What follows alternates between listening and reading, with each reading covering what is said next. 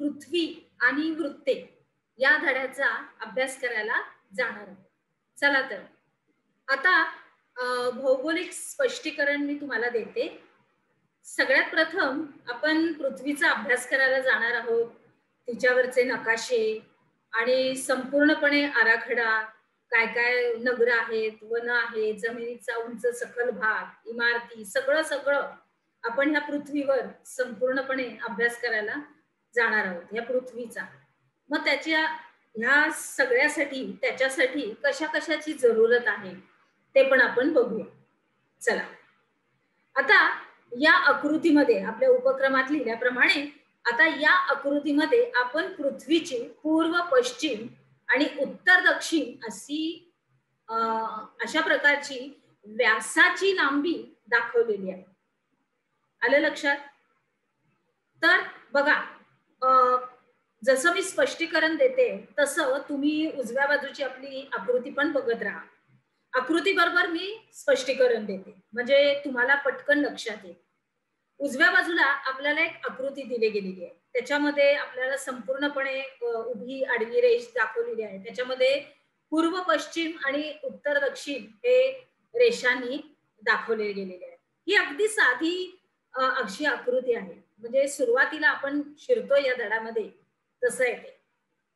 यावरून आपल्याला पृथ्वीच्या आकारमानाची कल्पना येते की कशी आपली पृथ्वी आहे, गोल आहे, वाटोळी आहे. तर ह्या चित्रावरून आपल्याला सगळं काही दिसून येते. त्याच्यानंतर या पृथ्वीवर काय काय आहे बघा. जंगल आहेत, महासागर आहेत, जमिनीचा उंच सखल भाग आहे, इमारती आहेत, असंख्य लहान मोठी बेटे आहेत. यामुळं पृथ्वीवर उभ्या आडव्या रेषा काढणं हे अशक्य आहे. प्रत्येक ठिकाण तुम्ही दाखवणार तरी कशी? आता एवढी आपली ही पृथ्वी, त्या पृथ्वीवर आपण असंख्य आपल्याला ठिकाणं दाखवायचे.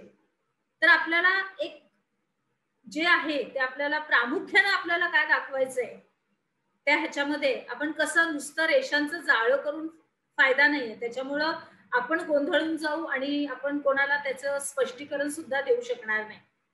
त्याच्यामुळं अशा रेषा काढणं अशक्य आहे. म्हणून यावर उपाय म्हणून मानवानं काय केलं तर हा पृथ्वी गोल म्हणजे पृथ्वीची एक प्रतिकृती तयार केली.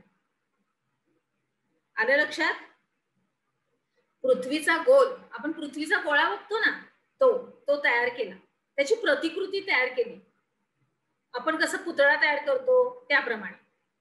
आणि पृथ्वीवरील स्थान निश्चितीसाठी याचा उपयोग होतो. आपल्याला प्रामुख्याने आणि नेमकं कोणतं ठिकाण बघायचंय त्याच्यासाठी ह्या पृथ्वीच्या गोलाचा आपण वापर करतो. कोणतं ठिकाण, कोणतं स्थान बघायचंय किंवा कोणती गोष्ट, अमुक गोष्ट आहे, उदाहरणार्थ वन आहेत, महासागर आहेत, तर ती कुठे आहेत तर त्याच्यावरती आपण मग अचूकरित्या ते बघू शकतो. त्याच्यानंतर पृथ्वीवर काढलेल्या या ज्या रेषा आहेत ह्या काल्पनिक आहेत. ह्या आपल्या पृथ्वीवर नाहीये. ते आपल्याला समजून घेण्यासाठी तुम्हाला आम्हाला त्या बनवलेल्या आहेत. आलं लक्षात? इथपर्यंत गोंधळून जाऊ नका. मी संपूर्णपणे स्पष्टीकरण देते तुम्हाला.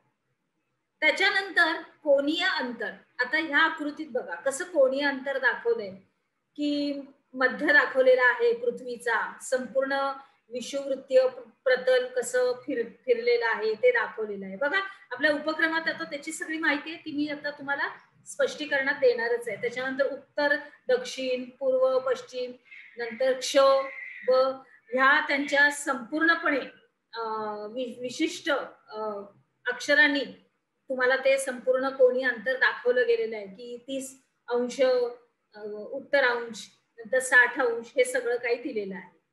त्याच्यानंतर कोनीय अंतर हे कोणत्या ठिकाणाचं स्थान निश्चित करण्यासाठी पृथ्वीच्या केंद्रावर ते कुठं आहे हे बघितलं जातं. कोनीय अंतरात त्याच्यामध्ये आपल्याला ते ठिकाण समजतं. आपल्याला जे ठिकाण बघायचंय ते आपण त्याच्यामध्ये बघू शकतो. आता हा पृथ्वीचा गोल, आता जी आकृती आपण दिलेली आहे ही फक्त एक उदाहरणार्थ आहे की कशा रीतीने कोनीय अंतर ठरवलं जातं. आणि आपलं आता तुम्हाला मला काहीतरी वेगवेगळं बघायचं असेल, कदाचित तुम्हाला वेगळं ठिकाण बघायचं असेल, मला वेगळं ठिकाण बघायचं असेल, तर ते कशा रीतीने बघायचं तर त्याचा कसं करायचं ते ही आकृती त्याच्यासाठी दिलेली आहे. ते बघण्यासाठी त्या स्थानाचा बिंदू आणि पृथ्वीचं केंद्र यांना जोडणारी रेषा तुमच्या लक्षात तुम्हाला घ्यावी लागणार आहे. त्याच्यानंतर ही रेषा विषुववृत्ताच्या प्रतलाशी पृथ्वीच्या केंद्राजवळ कोन करते, म्हणजे कोणत्या ठिकाणी ह्याचा कोन आहे हे बघायचंय. आणि मग हे कोनीय अंतर स्थान निश्चित करण्यासाठी वापरलं जातं. चला तर मग आता कसं आहे की उदाहरणार्थ डाव्या बाजूला उत्तरेच्या बाजूला, दक्षिणेच्या बाजूला ते आपलं ठिकाण आहे. मग तिथून तेवढं त्याचं अंतर किती आहे हे स्थान निश्चितीसाठी वापरलं जातं. आलं इथपर्यंत लक्षात? चला पुढे. आता आपल्याला ही आकृती बघितलं की बरोबर लक्षात येईल अजून चांगलं विस्तृतीकरणामध्ये की क्ष पासून क1 व क्ष पासून प2 ही अंतरे सारखीच आहेत. बघा आपल्याला ह्या आकृतीत स्पष्ट दिसत आहे. मी बोलत आहे, तुम्ही बघा आणि माझं बोलणंही ऐका. परंतु 20 अंशला जोडून काढलेलं हे जे लंबवर्तुळ हे 60 अंशला जोडून काढलेल्या लंबवर्तुळापेक्षा थोडस मोठं आहे आणि त्याच्यामुळे हा गोल आकारामुळं हे असं दिसतंय. गोल आकार आहे आपल्या पृथ्वीचा, वाटोळा आहे, गोल आहे, पण ते ज्या ठिकाणावरून ती आपण बघतोय, आपलं कोण आपलं स्थान निश्चित करतोय त्याप्रमाणे ते स्थान असं निश्चित केलं जातं. मग आता पृथ्वीच्या बाबतीत काय आहे की आकृत्यामध्ये जरी या रेषा लंब वर्तुळ दिसत असल्या तरी पृथ्वी गोलावर मात्र त्या वर्तुळाकारच असतात, कारण पृथ्वीच गोल आहे तर त्या जे काही रेषा आहे ते वर्तुळाकारच दिसतील. आणि याच वर्तुळांना अक्षवृत्त असं म्हटलं जातं. काय म्हटलं जातं? अक्षवृत्त. आता अक्षवृत्त ही कोनीय अंतर मोजून काढलेली असल्यामुळं त्यांची मूल्ये हे अंशात लिहिली जातात. अंश 30 अंश, 60 अंश, 90 अंश, 180 अंश अशा प्रकारच्या या मूल्यांना अक्षांश असं म्हणतात. काय म्हणतात? अक्षांश. समजलं? चला पुढे जाऊया.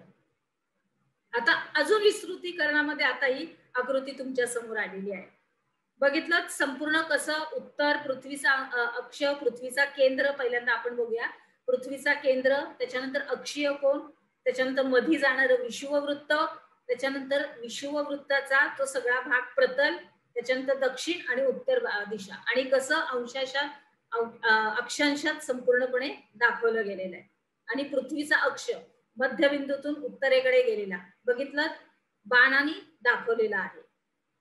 आता विषुववृत्तीय प्रतलापासून अक्षांशाचे कोन हे मोजले जातात. त्यामुळं विषुववृत्त हे 0 चे अक्षवृत्त समजतात. कुठलीही गोष्ट आपण शून्याने सुरुवात करतो, म्हणजे आपण जेव्हा सुरुवात करतो तेव्हा त्याला मूळ अक्षवृत्त असं म्हणतात. मग त्याच्यानंतर आपण जसं कोणाचं माप, त्या ठिकाणाचं माप जसं बघत जातो, म्हणजे मोजत असं जातो. मग तसं ते इथं संपूर्णपणे दिलंय 50 अंश, 40 अंश, ते डाव्या बाजूनी उजव्या बाजूनी अशा रीतीने. त्याच्यानंतर हे सर्वात मोठं अक्षवृत्त म्हणजे बृहत्वृत्त असं त्याला म्हटलं जातं. आता विषुववृत्तापासून उत्तरेकडे जर तुम्ही आकृतीत आता बघा, विषुववृत्तापासून उत्तरेकडे आणि दक्षिणेकडे अक्षवृत्तांचे मूल्य वाढत जातं. बघा इथं पण लिहिलंय 0 कशा रीतीने ते वाढत गेलेलं आहे. आलं लक्षात? वरती बघा सगळे आकडे दिलेले आहेत, वरती सगळे आकडे दिलेले आहेत, त्याच्यावरून तुम्हाला स्पष्ट दिसण्यात येतंय. आलं लक्षात? चला पुढे जाऊया. आता आपण थोडासा अभ्यास करूया की मानवाने पृथ्वी गोल बनवला त्याचं कारण सांगायचंय. अक्षवृत्त कशाला म्हणतात, कोनीय अंतर हे कसं पाहतात, अक्षांश कशाला म्हणतात आणि अक्षवृत्तांचे मूल्य हे कसे वाढते, या सगळ्या प्रश्नांची उत्तरं अर्थातच तुम्हाला द्यायची. चला तर आपण आता पुढील विभागात प्रवेश करूया.